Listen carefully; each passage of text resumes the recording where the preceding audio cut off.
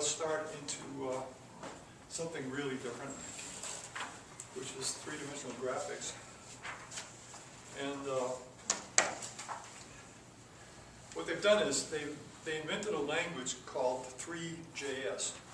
Actually, there was another language before that, which is called WebGL. GL means graphics language. And WebGL was designed to, all that stuff you see, all the graphic stuff you see on wherever you see it, is written mostly in GL. That's the predominant language. And it allows you to draw 3D graphics on your screen. But they never had it for the web. You couldn't do it on the web because the web was too slow back in the old days when they were doing this. So they developed this thing up, and then finally someone said, well, the web is fast enough now, so let's develop this other language called WebGL, which allows you to write 3D graphics for your online stuff. Problem is, it's very complex. It's a very complex language. It's like taking a course over CS. So what happened was this group of people said, well, let's simplify it. And they took WebGL and they simplified it down to a language called threejs, which actually allows you to do stuff in JavaScript that you normally couldn't have done. You would only could do in compiler languages before. So what we got now is we have the ability to create web pages with a relatively simple language, JavaScript. Amazingly, there are very few 3D graphics pages out there. All the ones I've been able to find are all written by geeks. They're demonstration pages. They really don't, people don't use it very much. And I'm kind of surprised they don't, because it's like 3D in the movies. It's reached the level where it actually is useful now. But apparently, there's not enough people who know JavaScript to be able to take advantage of it.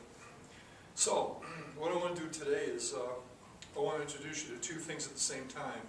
The notion of 3D graphics, how it works, and how they make it happen on a computer. And the second thing is how to actually write little programs to begin. We're just going to start today and Thursday. We'll build programs that will allow you to put objects on the screen and move them around and do stuff with them. Okay. There are different ideas as to what 3D graphics is. Some people think of 3D as like binocular, like your eyes are looking at something and you can sort of see around them a little bit, and that's a different version of 3D. You can do it, by the way, you can do it even in our language we're working in, if you want to go to the trouble. Basically what that requires is you, normally when you have any kind of a 3D world, there's one camera looking at it. If you create a second camera over here, two cameras that are sort of eye apart looking at things, then you have two 3D versions of the thing. Then if you wear some kind of glasses, you can actually see the 3D world, because one eye is seeing one version, the other eye is seeing the other version. Does anybody here know how that, have you ever heard before how those Polaroid glasses in the movies work? Do you know how they work? I can tell you how they work if you want to know. It's kind of interesting, really. When light comes at you from the light source, it's in a waveform. And the waveform can be like this, or it can be like that, or it can be like this. The waves are moving in different directions. There's many directions the waves move as they move towards you. It isn't like a water wave which is only going one way. It's moving in all directions. What they do is they make this, like here comes the light and it's moving in all directions. You know, it's got its sideways and its vertical ways and everything like that. They put these very, very narrow slits up, which are actually Polaroid lenses. And what happens is it cuts off some of the waves, and it only leaves the ones that can fit through the window, through the grates. The other ones are killed. They die if they bump into the grate. So all you have then is waves that are going up and down, see?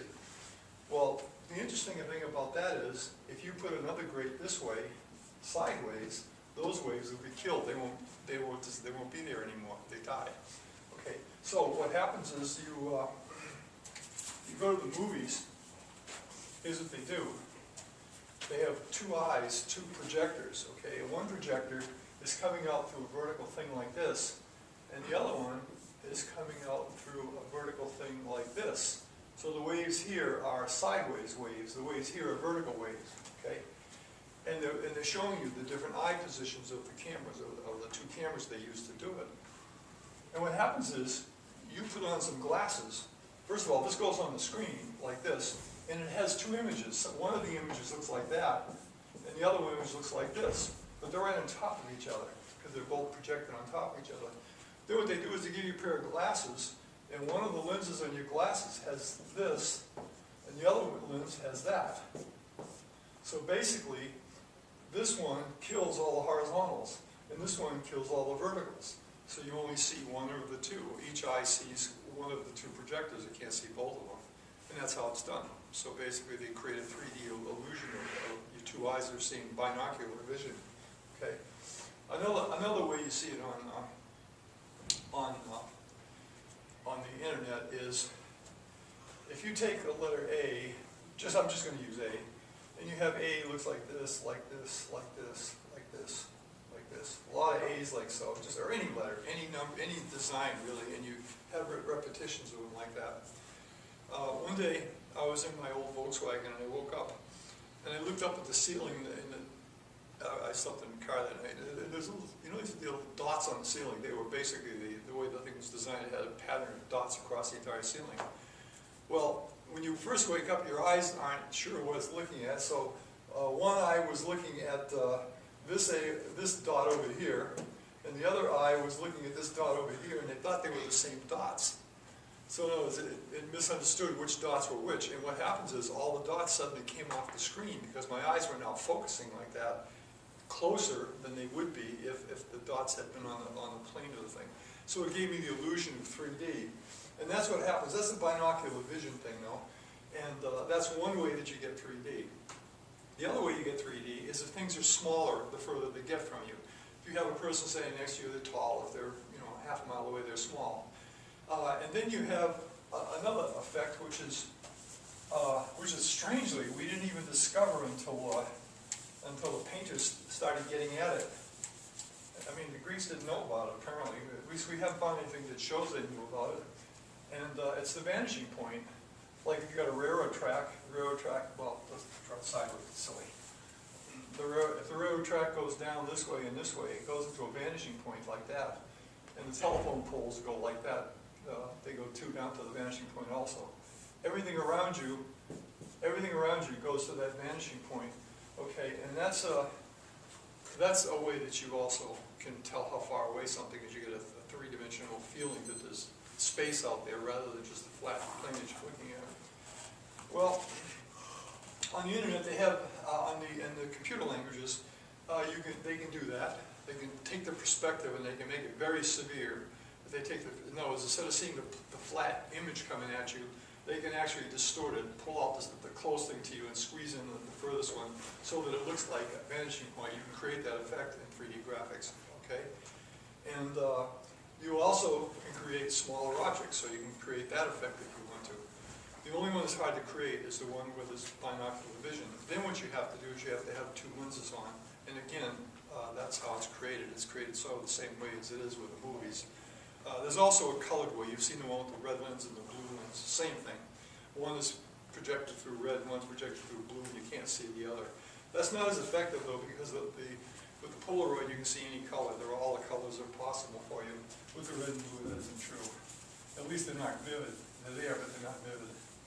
So what we're going to do, we're not going to do the version with binocular because it's really very few. The movies they do it. They charge extra money and give you the lenses. I haven't seen much on the web that really uses that. And you have to have glasses to look at it. So who's going to do that? So what we're going to do is we're going to create a 3D world that works like this. You do have vanishing points. You have things that are smaller. You have things that are moving around like that, and you can see the backs of them. You can move around the things and look at them in different directions. So we're creating a 3D world where there's not binocular vision, but there is a 3D-ness to it. You actually can move into the Z direction, the Z dimension, and look around. And that brings me to how do they set the whole thing up? How is it really done? Well, it's all done mathematically, of course, but we don't care about that. What we care about is that when you look at the screen, you're looking at the X, Y, Z axis. We have to think about that. The person looking at it for entertainment doesn't have to think about that, but we do. If we're going to put stuff out there, we got to know where it is, because otherwise you don't know where you're putting your stuff. So basically, the x, y, z axis, I think we talked about this in class before. This is the x-axis, this is the y-axis, and the z-axis sort of comes out towards us, comes straight off the board here, it's towards us. That's the z-axis, and it is also the z-axis in all 3D graphics worlds. The z-axis is out here, x is that way, y is that way. They finally settled on that. For a while there was a little confusion about which was x, y, and z. Now they finally figured out they better do it this way. That's because everything in mathematics works x, y. I mean, every course you've taken, or algebra or anything, the x, y is like that. So why wouldn't the z be this way? It's the only possibility that makes sense from your experience. So they finally decided that this is the z direction right there. And that's the way we have to think of it. When we're looking at our 3D world, we're looking in, and x is that way, negative x is this way, positive x is that way, positive y is this way, negative y is that way, and z is this way. It's positive towards us in this direction. Negative is the other way, away from the board. Okay, and that's the axis that we have to work with. So, along comes these guys. In fact, the first one that ever did it was at Brigham Young.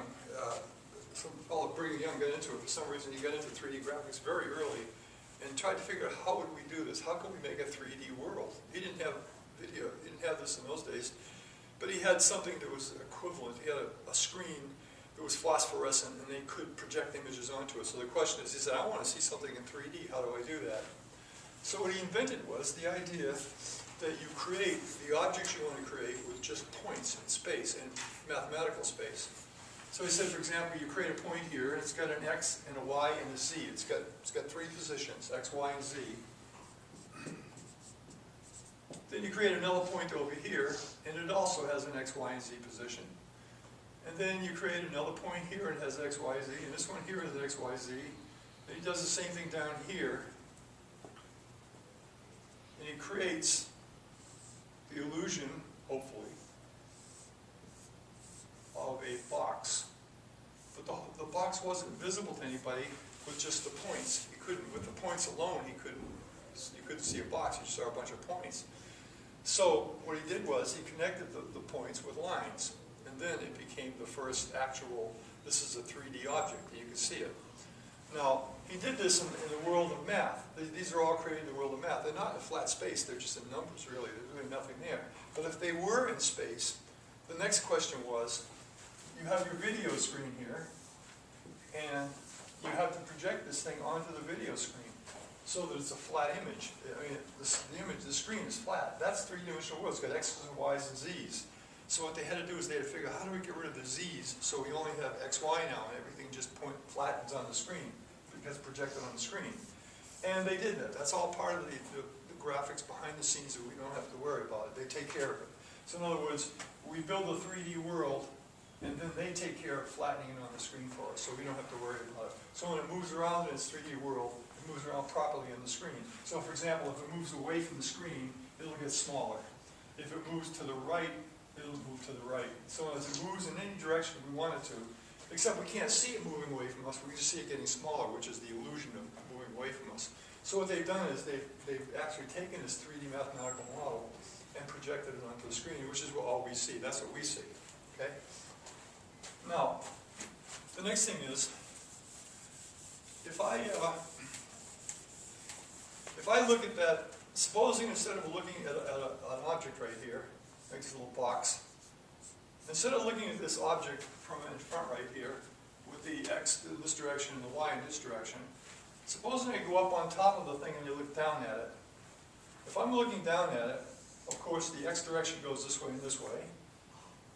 And then what happens is the z direction goes this way and this way. See, I'm on the y now, looking straight down at it in the y direction. And I get this z over here coming out towards us, and I have this x still going to the right. In other words, what I did was, I just simply rotated over the x-axis. And now I'm up here at the top looking down at the box.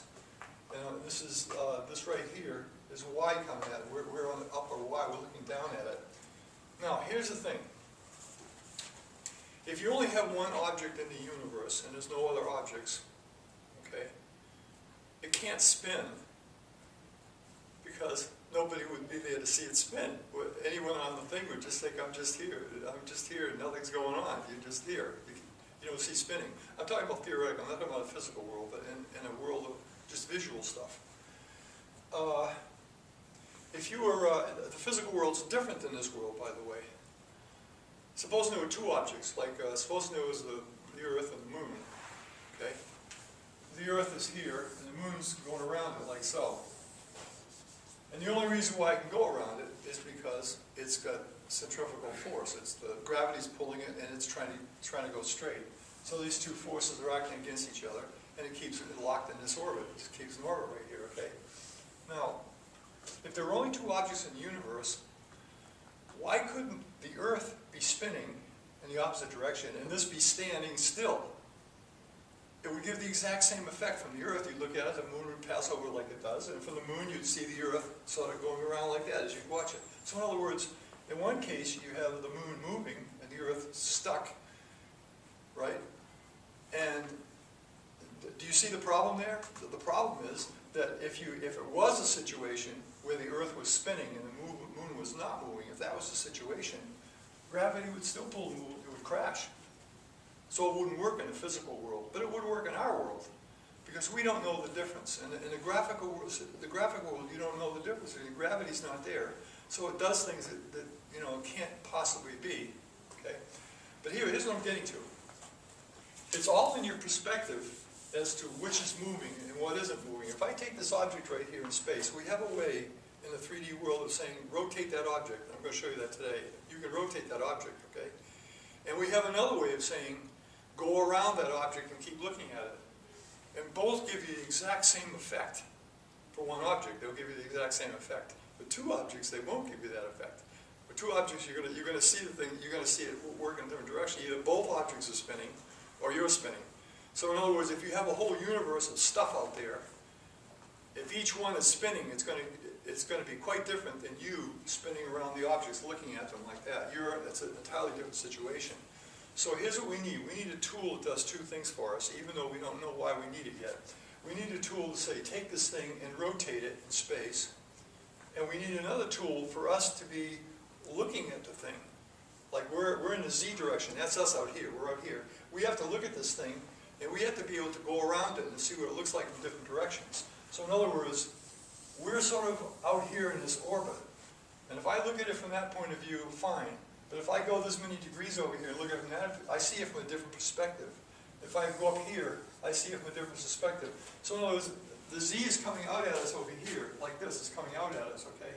But we can be moving like this to say, where is this object at? We can look around it to the back side of it. And that's because we're moving.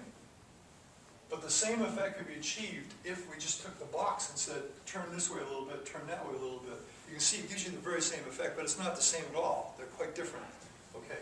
And I think that's the hardest thing to get used to when you're working with this stuff, is that if you're the camera over here and you're moving, it's different than taking this object and spinning it on one of the axes. It's a different thing. You just have to get used to the idea of those both different things. And we do them different ways. And you have to get used to it. You have to kind of keep your head. If you're not a person, some people don't have a good sense of three-dimensional graphics. They don't have a good sense of it. But if you lock that down, you just think of yourself as the camera, and you think of that object as doing whatever it does, spinning or whatever, and you know these are both different phenomena, then you'll be able to actually work through anything. You'll be able to figure out what to do. Okay. So that's the first thing I want to do, is be sure you understand that. If this thing, if you're looking at it from this perspective out here, and then you move over here, some number of degrees over to here, you're still in the orbit, and you look at it, you're going to see it from a different perspective. If you move some more, you're going to see it from a different perspective.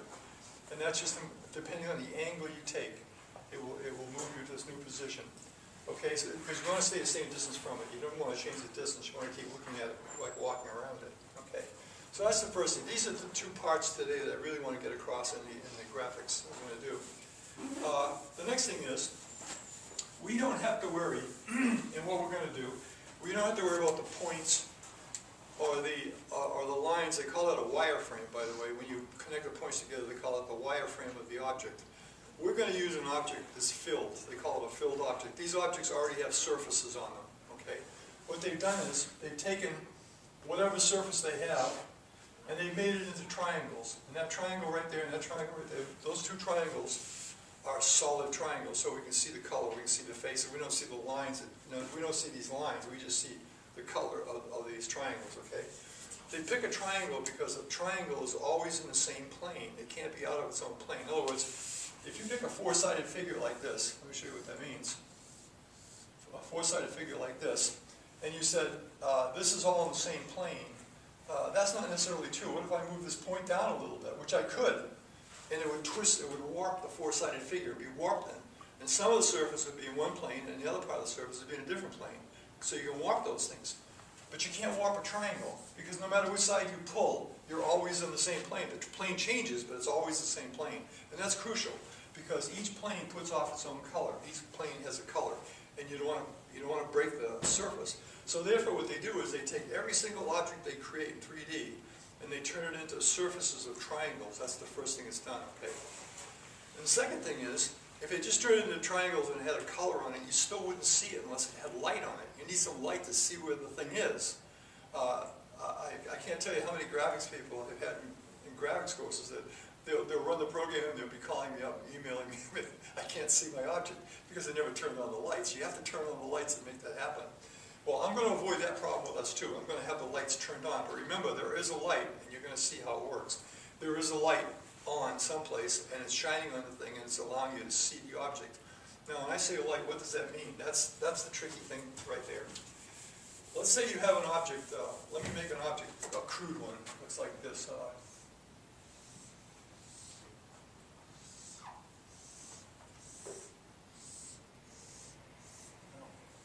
That's very crude. Okay. Supposing that's a sphere, but we're only going to talk about the cross section, just the surface section right there, not about the part that comes towards us. So there's the sphere, it's got this part here.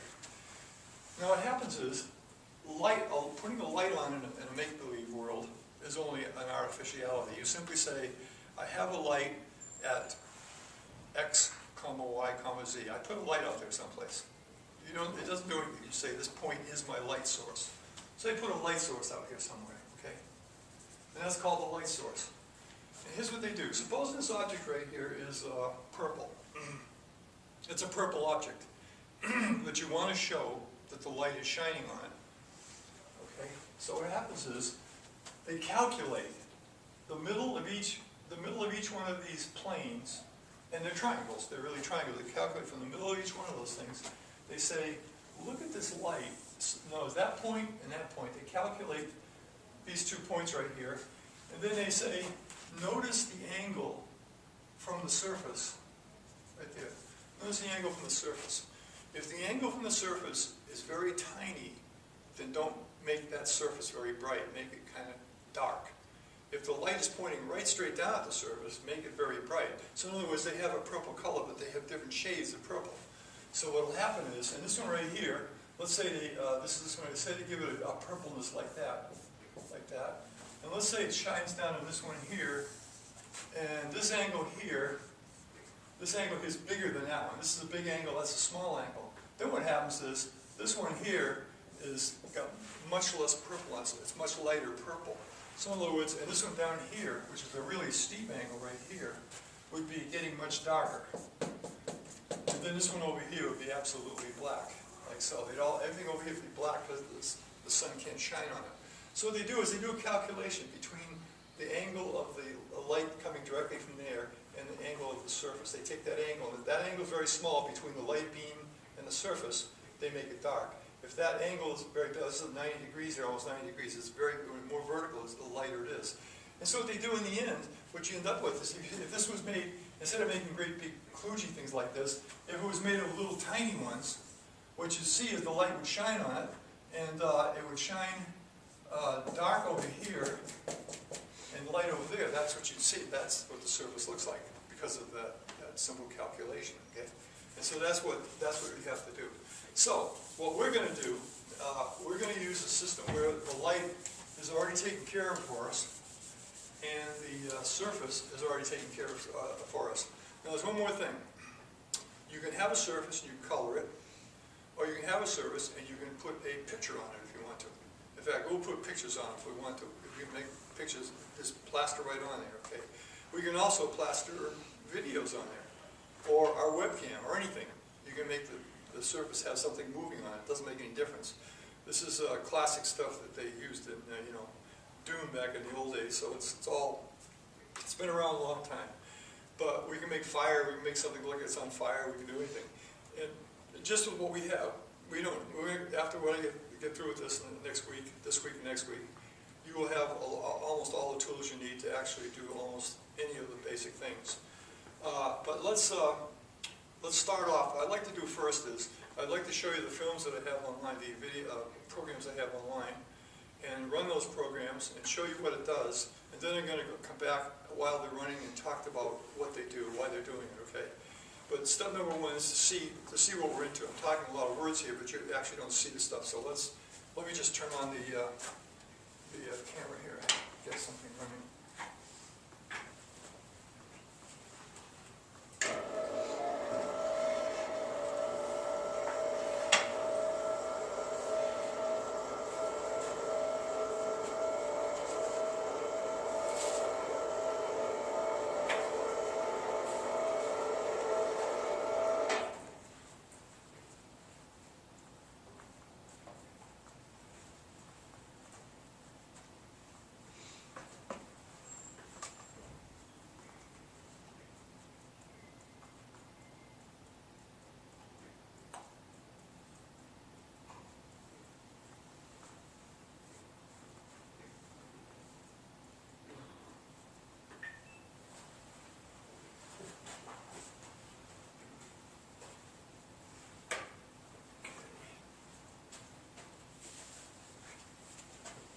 I gotta be careful because last time I lost the front of the program. I projected it.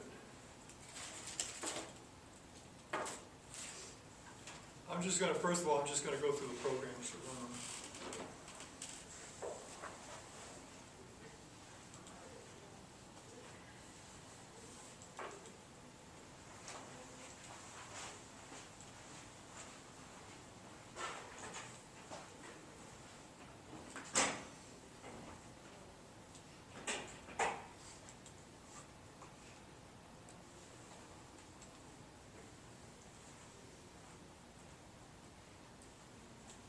This is the first one right here. Oops, what's going on here?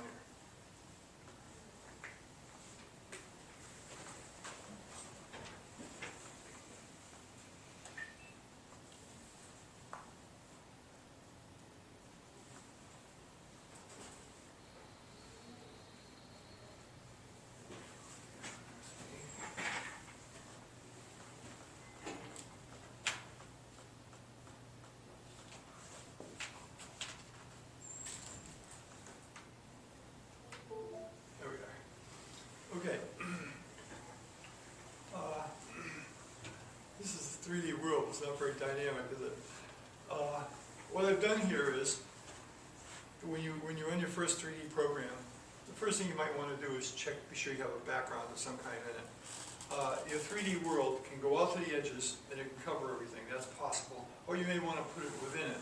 You want to have some background, then you have it within it. So therefore, you might want a background color. Okay, so let me see if I can bring this program here. This is the program that created what you just saw. I'm going to bring it. I got to bring it in because down at home they won't see it. Okay, that should be all right. A little bit bigger might help. Okay. I hope that's close enough.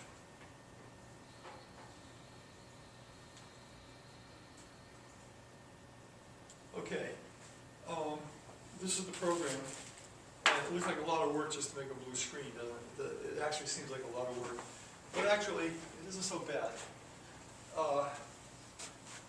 What this program has, even though I can't demonstrate it with the program because the program is only putting a blue screen, it's not putting any objects in to do anything with, okay? What I am doing is I'm putting in all the tools you're going to need. The tools are in there that you will be using for this thing. And I wanted to be sure to do that because even though the thing is completely blank and there's nothing there, to get the 3D world ready to operate, you need certain basics that have to be there right away, okay? So, starting off with, if you look up here, you'll see two includes. The mouse key, just simply because we're going to use the mouse to, you use your mouse or keyboard to control what's going on. And the second thing up here is camera orbit. What that is, that's the same as the orbit program that I showed you in a previous occasion, except I've altered it to allow us to move in an orbit and stop and go in an orbit. We just, wherever we want to be in the orbit, we can go there. It's the same program, only it's got a little variation in it. So therefore, that's all taken care of for you. What that camera orbit program allows you to do is, you're the camera. It allows you to go from here, a few degrees over here, a few degrees over here, so you can go to a different number of degrees around the scene and look at it from different perspectives. So that's the thing that controls that, so you've got to have that, okay? So you get that thing. This thing right here is how many degrees is the camera. The camera's starting off looking straight at it, it's no degrees, right? And you start adding degrees to it to move it around. In other words, you keep moving it around. So therefore, in the beginning, you're on the z-axis looking at the object, and you're at 0 degrees. Then you say, oh, I'd like to go to 5 degrees, so you move 5 degrees like that, and that thing up there does a calculation for you. It tells you, now what does it look like? It looks different, okay? So that right there, how many degrees you are, is a thing that you control. You tell it which angle do you want to look at it, what position you want to look at it from. The camera radius is very important because if you're close to the object, it's going to be big. If you're far away from the object, it's going to be small. So in other words, you pick a distance that's sort of about, if you pick about 40 to start with, and have things about half that size, 20 or something like that, it's like 2 to 1's a nice one. It keeps you within the range. Now here's something that's going to happen to you and it's going to drive you nuts. You're going to create an object, it's like 100 by 100, right? And your camera's going to be 30 away from it. So you're going to be inside the object. You get the idea? Because you're so close to the screen. The object's out here and you moved into 30 in here. And you look around and you're not going to see anything, okay? That when you don't see anything, that's the first sign that's what you've done. You've gone too far in. So you have to back up on the Z. So you just increase that number until it's bigger than the object that you've got, so that you're outside of it looking at it again. I built this thing in such a way that you don't have to worry about the camera's pointing anywhere. The camera always points at the objects in the middle. See, here's what could happen if this was just a regular graphics course. You could take your camera and you can move sideways a certain distance and the camera's not looking at the object anymore. Now you're looking at the wrong place. Okay, I've eliminated that. That can't happen to you because now what's going to happen is no matter where you go, it's going to look back and look at the object. It's always going to keep its eye on the object. Okay, and that's built in somewhere here. If I can find out where it is. Right here. Camera to look at, which kind of makes sense, doesn't it? That right there will do it for you. Okay? Notice that line, exactly that line. You write that line in, it will always look at your object. No matter where the camera's put, it will always look at the main object, okay? And the main object is the center of the screen. It's the 0, 0, 0 point, where all the scene is located. Okay, so, I got this and I got the camera radius. And now what happens is, when you hit a key someplace, what normally happens is when you hit a key, it comes down and it comes into this render function. It comes into the key hit function, which is the one that always comes into it. It comes into the key hit function always. And then it does whatever you want to do in here. I left these here. They don't do anything because I was getting ready for the next program. I said, okay, I'll leave these here and you'll see what happens. Basically, when it comes to key hit, then you simply say, was the keystroke 37, which is left?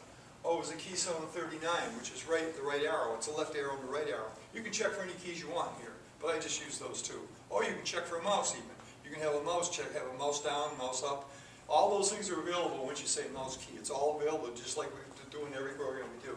So therefore, this little section right here just simply says, if you move the mouse or do something, whatever you do, in this case it's only checking the 2 arrows, you can save that information, and then down here we're going to use that information. But right now, don't worry about it. Let's just keep it simple. Remember, the key hit is also, you can also have mouse down, mouse up, mouse drag. You can also have those functions because you've got the necessary include. But we aren't going to use them right away. But here's the crucial part of the whole system. First of all, down in this body down here, you have to have graphics.js. Now that's a whole series of, it's just like with some other program we wrote, probably one of the sound programs. It's got a lot of stuff in it. And the trouble is, there's no easy way to give you all that stuff. So what I did was, I stored it all in one place, and it's called graphics.js. When you download this, whatever programs, download the graphics.js, and you'll see that it's pointing at my site to a bunch of stuff that's stored in there, okay? Now, there's something I have to tell you about. threejs is a computer language that's being developed by people who are not professionals. They're just kids who are smart, okay? The problem with them is they have no real organization. It's very difficult to work with these guys. And they just write whatever they want, do whatever they want. They're kind of loose. The problem with it is that because they're loose, they will take their system, the threejs system, and they'll change it overnight. And some of the things you've been using won't work anymore. Okay, that is very disturbing. So what I did was, to keep that from happening, I took one of their versions from their site and I moved it into my site and locked it down. I said, we'll keep this one for, it does everything anyway. The stuff they're doing is pretty exotic. So basically this system we have locked down, this thing right here, will work for you all the time. If you went to their site and grabbed the threejs and all that stuff and try to reconstruct everything yourself, it would be a little complicated. So in the meantime, don't do that. If you really want to get into this stuff later, there's plenty of stuff online to read about it. But for our purposes, just stick with the things I give you. This right here, graphics.js, contains all of the pointers that point to all of the different files that they use to make this thing work. And the ones I wrote also, they're all locked into this thing. So you got one thing to add in, that's all you need is to get that in right there. Okay. Second thing is, when I load the program, I hit startup. The reason why I hit startup is because we had a mouse in action. I want to activate the mouse, so if anything, or the keyboard. If anything happens in the mouse key, I want to know about it. So by hitting startup, I initiate that, I get it all going, so that from now on when something happens, it'll tell me, which is what we want to know. We want to be able to use that stuff. So I hit startup, and then I hit render. Render is the crucial part of the system. The graphics brings everything in. Render is what does all the work. This thing from here to the end of render, this thing here does all the work of drawing the thing, moving the thing, doing whatever you want to do. It's all done in render. Render does it does it all, okay? It's everything. In this particular case right here, we have no objects in here. I left the objects out. We're going to put them in because I haven't put any objects in. I'm going to put some objects in and we're going to do something with them. But right now, what I want to do is I want to show you what these things right here do. These are the things that are always in every program you write. All these lines right here, and this one here. All these lines right here are in every program. Put them in every program, okay? And they're not the kind of active things that control stuff on your program, but they control things, and I want to show you what happens, what they do. The first thing is, this thing right here is the simplest of all ways of making, we've used this before in a previous program. It's just an animator. It just says, after you get through making this work, jump back to here and do it again. So you keep jumping back to render, redoing it. So after it builds it on the screen and makes it look cool, it jumps back and does it again. So if it's moving, it'll draw the new positions of everything. And that's all this does. This is just a bouncer here. But this bouncer doesn't work. What it says, it doesn't work. It won't bump into this and bump right back. It doesn't do that. What it does, it goes down here and it says, when you have finished everything in here, up to this line right here, up to renderer, and finished that, that means that you've just drawn a frame. Now you can bounce back and start building a new frame, okay? The most sophisticated programs, and this may be one, I'm not sure how they've done this one, use what they call a double buffer. It's kind of interesting. It's got something to do with the speed at which you see stuff. When they throw a frame up on the screen, it comes into your eyes and it blinds you temporarily. You temporarily see this thing and it doesn't go away instantly. Another frame in the back that you can't see, meanwhile, is being constructed. They're putting objects into it and everything. And then what happens is they flip the frames. So in other words, the one that's being under construction suddenly is in front of you and you see a slight movement. And they start constructing on this one. So they keep doing that. They keep flipping these frames, okay? This is called double buffering. It's called buffering. And so these buffers, which you don't see and you don't even have to deal with, allow you to go much faster. Because otherwise, they'd have to draw on the screen that you're looking at and you'd see things happen. What they do is they construct everything over here and plaster it right on the screen, which makes it really rapid. So this right here, this renderer right here knows about that, and this renderer knows about that. It knows that there's another buffer, if there is one. There may not be one, but if there is one, different systems work differently. If there is one, then it delays long enough to allow that buffer to be completed, then it throws the new image up on the screen. Okay, so that right there, these are things we don't have to worry about. They come with the turn. You just put these down and it takes care of it for you. This one right here is how you clear the background. Notice it says 0x 0000FF, because I made the background blue. Red, green, blue. I just made it blue by doing that. These three, right, these 6 things right here are how you control the color on the background. That's how you do it. This thing right here is, do you remember that we can make the thing sharp, bright, opaque, or clear? With we did that a couple weeks ago with clarity, with opacity. This is the opacity number. This says 1 says show us the bluest blue you got. If I put a 0.1 in there, it would be a very, very light blue. So in other words, you can make the background more or less opaque. You can change the opacity with that number right here. So you have the color with these numbers and the opacity with that right there. You can set that yourself. That get your background ready, okay? Any background. The next is the camera position. This one is a little bit complicated. First of all, you have camera position for X and camera position for Z, okay? Remember, I said what happens is, we've taken the world as we're looking at it, and we've turned it like this. We've gone up on top of it. We're looking at it from above now. And the Z's over here, and the X is over here. So basically, my camera's moving in a circle around X and Z. That's why it gives you positions for X and Z. Because at every position on that circle, there's an X and a Z position. X and Z has to be. So what we want to do is we want to find out what X and what Z do we have. What is it so I can draw the thing. So what I do is I calculate right here, using the radius of the circle, which is that we put in the radius of the circle where the camera is, and I send it how many degrees I want to be on that circle, and I send that away to X bounds, and it tells me what X my camera will be at. And if I send the radius and how many degrees I want to turn in the Y direction, it gives me the Z bounds. In other words, what it tells you is this point over here in this big circle has an X and a Z, and it tells you what those are. And all you have to do is tell it the radius and tell it how many degrees you swung the thing, okay? And that's how you control the camera with these 2 guys right here. Next, the camera, no matter what position it's in, the camera turns to the center of the object immediately, looks at it. So this thing right here is always the same. It simply says, now that you move the camera to a new place, look at whatever you've got. Don't look into space, look right at what you've got. So those 3 things right there are all concerned about getting the camera to look in the right direction. These things right here. Pardon me. This thing right here tells you how big your 3D graphic screen is.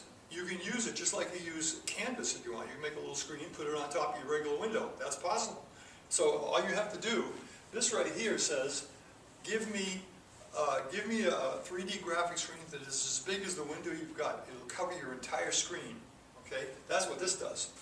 If you want it to be half as big, you say, give me frame width /2, frame height /2. In other words, you can change the size of these things if you want to. You can make it a smaller screen or a bigger screen as far as the 3D graphics part. And then you can have other stuff on the rest of your window if you want to.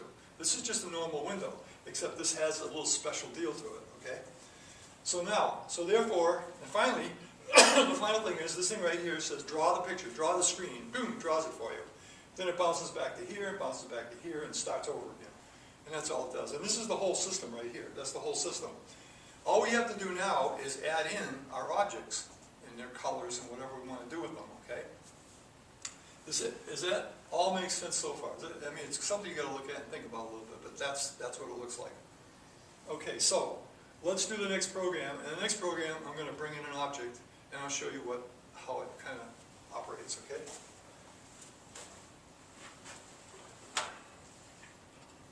Get the cards in there.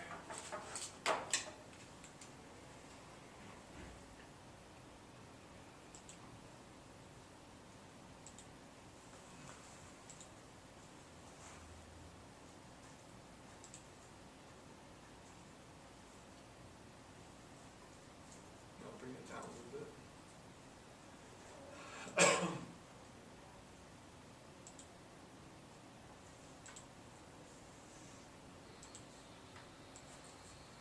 Okay, this is the screen right here. Backdrop 1. I'm pressing on my left arrow right now to make this thing spin around. Pressing on my right arrow to make it spin around. So what I've done is, I've created one object. This object even though it's called a cube, it's a cube with sizes that are different. What it has is, here's what I did.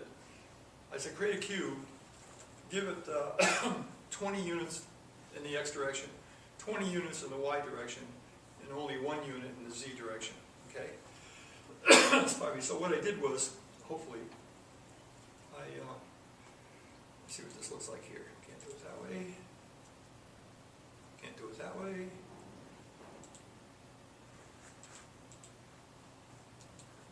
Do it this way. Okay, there's the program. Let me bring her into view here so people can see it.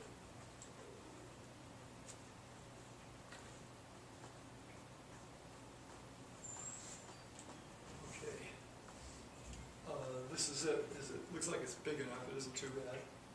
But let's go down to the bottom here and take a look at how it all starts off, okay? Don't forget, the only thing I've changed from the previous program to this one is I put in this extra object. This is the first object we built. And here's how it's done.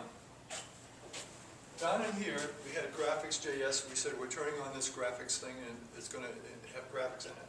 And right here, I wrote this thing, a script. Variable my, that's my word right there. You invent a word for this. This is your word, whatever it happens to be. It could be yours, it could be his, it could be banana, it could be anything. That's your word right there. New, that has to be the same. These sizes here are, you decide that. This is 20 in the x, 20 in the y, 1 in the z. That's how I built the cube. And over here I wrote FFFF, which is yellow. I said make it yellow. And finally slash script. And there it is right there. That's how you create a cube, okay? Or is there a word for a three-dimensional cube that isn't a cubicle? There is. I'm going to ask some of my math friends what that is. Anyway, so there you have it. That's how you create an object. This simple object. There's different objects, but this is the simplest one. Okay? And the whole cube will be, the whole object will be the same color. So what I did, I created this object, and now up above here, you'll see I've added some new lines. See, everything else is the same. I've just added these lines of code up here. Now, here's what these lines of code do. They're very critical to what happens. First of all, I said my, which is the name you use, whatever name you use, dot cube, which you must have if you use this particular construction project right here. This is a constructor. It makes this object. Okay, you have to use the word cube. So you say my dot cube dot position x. That is that, and it automatically knows where the cube is in the x direction. When you put that in and put a number in it, I shouldn't have put that minus in. That doesn't make any difference anyway, but that should be minus there. So what I'm simply doing is saying, put this original cube in the 0 position in the x direction, in the 0 position in the y direction, and the 0 position in the z direction. In other words, put it right in the middle of the universe. And that's what I did. I put them all right in the middle of the universe. And that's what it did. It's there. It's right there in the middle of the universe. And then what I said was, because of the fact when I started up my keys, I made the key work. So what happens is when I'm going to bring this down a little bit so that people at home can see it. Bring them up here. So, bring up a little theme today. Okay, that should do it. Okay, so what I did was, I said, because I got mouse key, if I hit the left arrow, it jumps down here to key hit, because I got a key hit. And it says, is that the left arrow or the right arrow? If it's the left arrow, I subtract that 1 degree from the variable degrees. If I hit the right stroke, it adds 1 to degrees. So degrees is right here. It's just sitting here, 0 to start with. But if I hit the right arrow, it adds more to it. I'm sorry, it subtracts more from it. And if I hit the 39, the right arrow, it'll add more to it. So therefore, this thing changes depending on how much I hit the arrow. So then what happens is, down here in render, which goes on all the time because you sent it to it, right from the body, we sent it immediately to render. Render is going all the time. It does other stuff too, it'll do anything else you want, but render is always running. It's always running over and over and over again. So now what happens is it comes into render and it says cube position x equals 0, blah, blah, blah, blah, blah, blah. In this case right here, notice I say camera position x equals x bounds, camera radius degrees. So what I did was, I sent what degrees I'm at now to the camera and said, move me to that position in the x direction, and move me to that position in the z direction. So what happens is, those two commands right there, look at the number of degrees, and it moves the camera to a new position. Wherever I hit, whatever arrows I hit, it moves it this way or that way. So it looks like the object is turning, but it isn't. What's really turning is me. I'm turning as the camera. And that's what's going on here when you run this thing. So what happens is, these guys are locked in the middle. They just, in other words, the object itself, the cube just stays in the middle, doesn't do anything. And we move around the thing and look at it and it gives the impression that the thing is moving, but it isn't moving. Let's go back to it here. See, when I hit the arrows, it looks like it's moving, but it's not. It's us moving around the thing. And this is very crucial that you see the difference. This is actually the thing moving around it, okay? Now, the next thing I want to do is, because that's the end of the program, that's really all that goes on in this program. Let's go to the next program and see what it does. See if I can get it up here. Breaking the whole camera.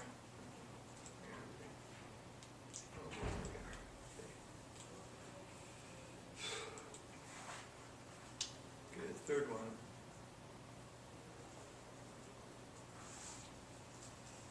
Right here. Now this program is different. What this program does, when I hit the arrows, it also rotates the thing. Notice I made it tip over anyway, just pushed it over a little bit. But I'm going to show you how that's all done. In other words, I have two things going on here. I have a way of actually changing the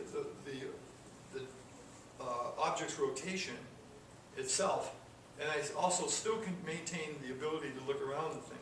But actually, let's see what I did here to be sure I give you the right, say the right thing to you.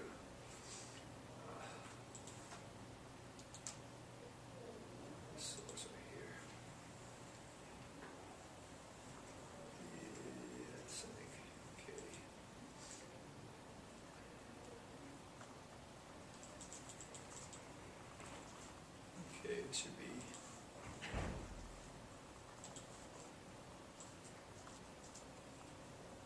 Is it all readable there?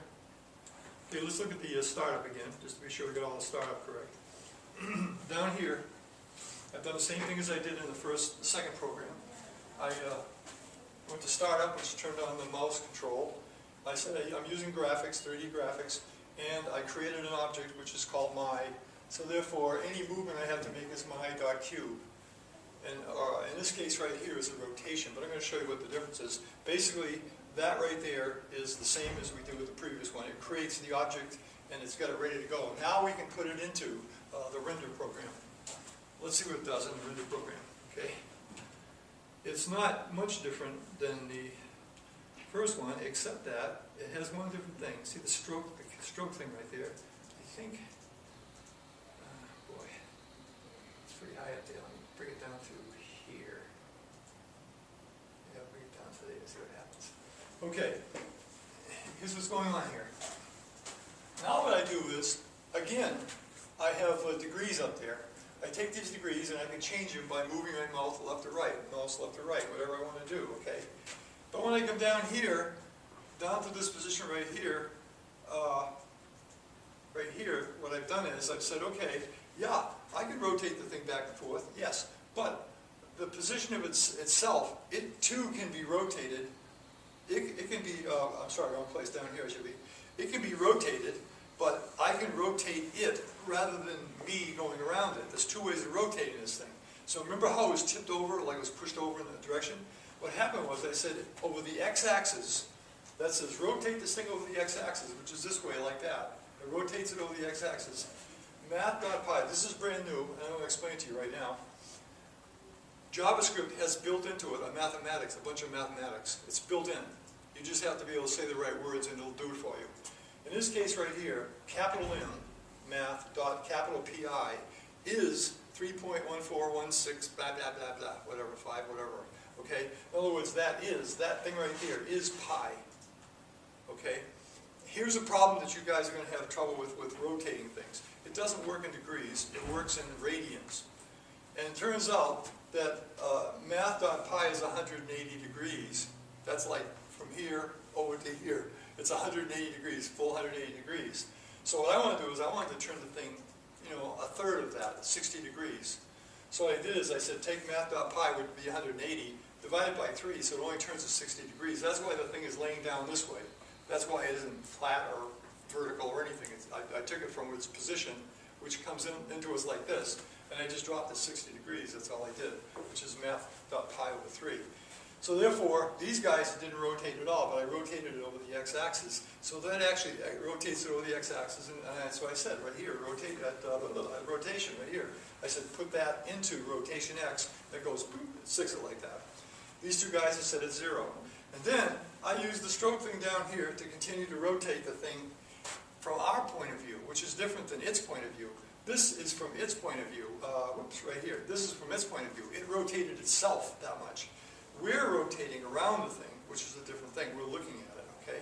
We've still got this control of how many degrees we go around. And I want to make the distinction here, this time is this right here controls the rotation, which means what angle these things go at, okay? So let's start off with that. I'm going to go to the next program because it's about the same as this. Do you see what that does though? Does that make sense? That actually does the rotation over the x, y, or z axis of the object. My cube rotate over x, my cube rotate over y, my cube rotate over z. These are the commands that do it right there. If they don't rotate anything, you have them there, but they just sit there. It's good to have them there if you're going to ever want to use them in your program. So let's try the next one and see what we got.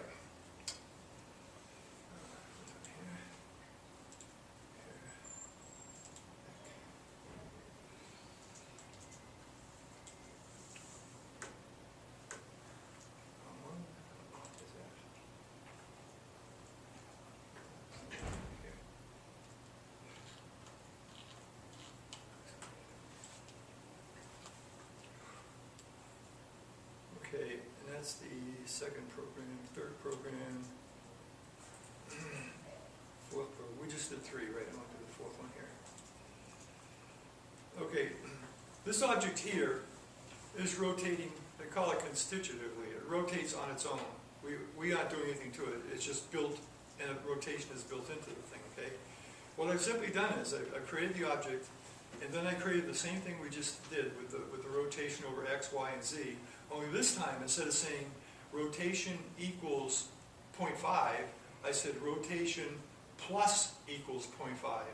That means that every single time it goes into this routine, it's going to add 5 to whatever it is, 0.5 to wherever it is. So basically, it keeps adding something to it, and every time it adds something and draws, it rotates a little bit more. So it keeps rotating. I didn't have 0.5, but I'll show you what I did in a second here. Let me get this thing up.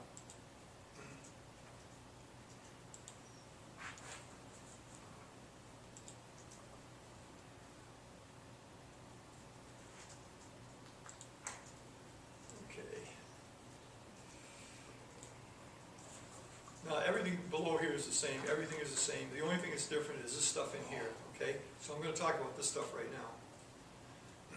Now look, the rotation that it's doing has nothing to do with the camera. The rotation it's doing right here has something to do with the rotation of the object itself. My cube rotation dot x. See that plus sign right there? That makes all the difference. Because that means that when it comes in the first time, it adds 0.1 to it. Next time it comes through, it adds 0.1 to whatever's there, it makes it bigger. It adds 0.1 to whatever's there, it makes it bigger. So as it keeps rotating, every frame is rotated another. You can do it with the other two guys too. If you put that plus sign there, instead of just saying equal, so these two guys stay the same.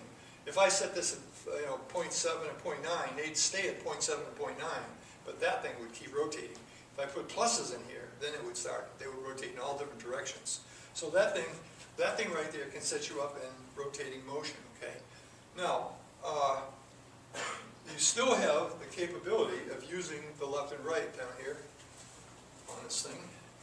In other words, I still have control over it from the this perspective here. Notice I can still rotate the thing on the y-axis, which is what I'm doing. I'm just rotating it around. It has its own rotation, and now it has my camera rotation added to it, so it makes it a little bit weird. Okay? Let's try one more here. I'm running out of time, so I want to get the last one in. Down here, go back, here, this guy right here. Okay.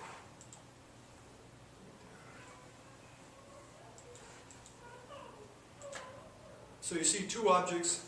The left object's rotating over the x-axis, the right object's rotating over its y-axis.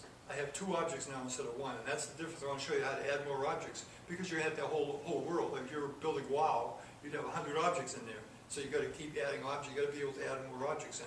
So let's take this program and see what it looks like, how you get objects into the thing. To begin with, it starts at the bottom, down here. Get it down here at the bottom. And this is what happens. I've added an object right here. The original one is here, 2021. And here's a new one. I called that one my, I called this one your. I gave it a different name. Okay? And up there you can see it. Your and my. You can see you have two different objects up there, yours and my's. Okay? And I said I wanted this 2021. In this case I wanted FFF, which is yellow. It's a yellow color. Okay, so this one's red, this one's yellow. So you got two objects that are exactly the same. Okay?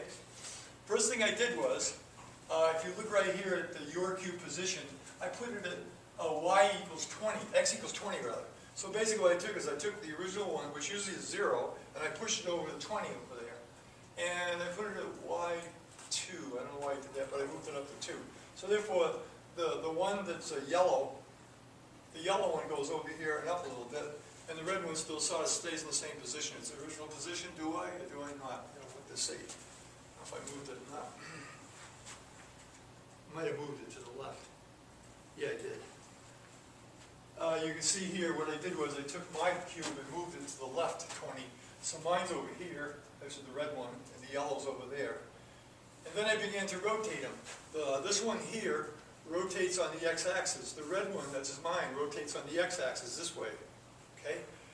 Your cube's rotating on the y-axis, which is this way. So in other words, I have these two things moving like that. And then if I use my camera, move my camera around, you can see that you go around the thing. So you got all kinds of motion going on there, but it's all very simple. It's all these guys are rotating over their own axis based on what you told them to do here. And we're moving the camera based on these two guys right here, which tells us how to move around the thing and look at it. Okay? So we got two different worlds. This is actually the end of what I wanted to show you. There isn't anything else to show you today, but at this point you can see what we're up to, what we're doing. The next stages of the thing will be to produce like spheres and different kinds of objects. You have different objects you can put in here, and I'll show you how I've got it rigged so you can do it. And then you can take these objects and put it together and do stuff with them. I mean, and change the backgrounds, make a room, put windows in the room. You can do all kinds of stuff. So we'll get on that next class and beyond. We'll start to embellish this thing so you get a lot more power. But these are the basics. These are the things you need to do just to make the thing work, get the objects into the scene, and get control over them so you can actually make them do what you want them to do. And that's pretty much it.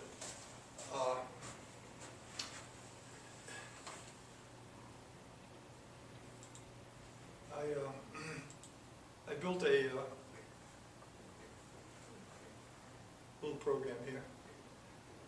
That's what I do for recreation.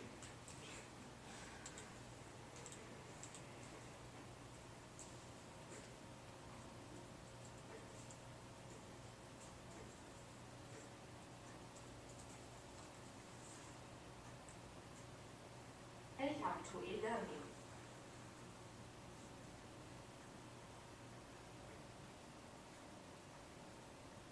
We will be watching you. It's like a 15-minute program. Basically, there's nothing in here you can't do. You can do every single thing in that program that does it. It's not much. It isn't doing very much. But you could actually construct everything in that program. It might take you a little longer, but not very much. And it seems to me that this is silly, of course, but it seems to me that if you get into it enough, you'll be able to actually construct lots of different kinds of things. This is not 3D. This is not 3D. This is just a flat screen with them moving behind each other. You can see the difference between it. Let me show you one of the. Let me see if I can get rotations here. Try one more. See if I can get it.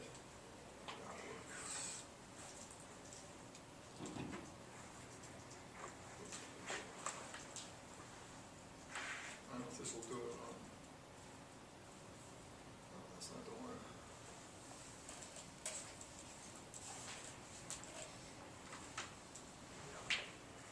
Oh, doesn't work. I can't find it. I'm not going to try. Okay, so that's it pretty much. Over the week I'll put some more 3D things in here, but I'll show you how to add pictures, texture, how to make the thing anything you want, and we'll make, as I say, we'll make rooms, we'll make stuff, so you can actually see how to construct everything, put the things together if you want to.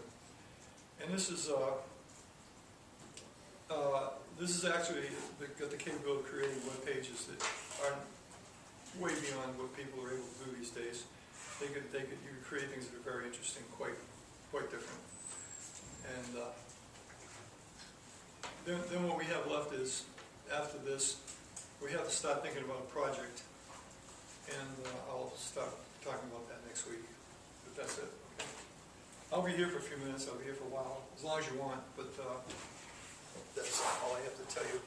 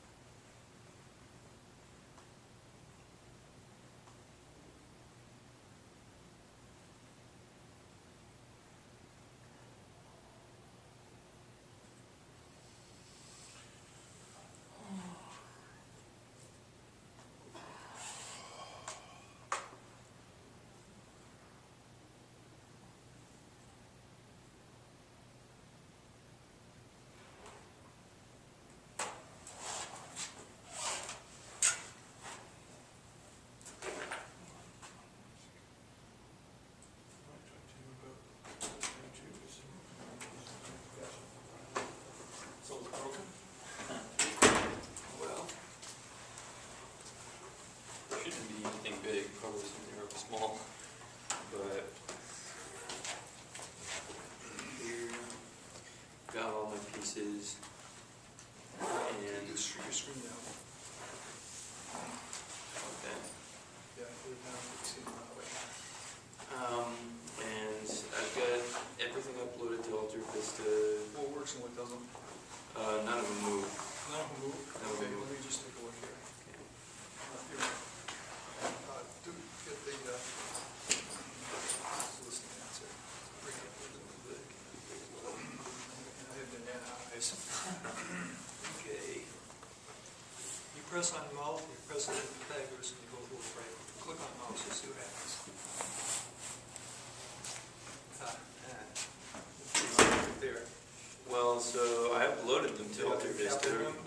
space in maybe or something? Like, previous spelling error. That's, oh yeah, this one's capitalized, isn't that the problem? That's what you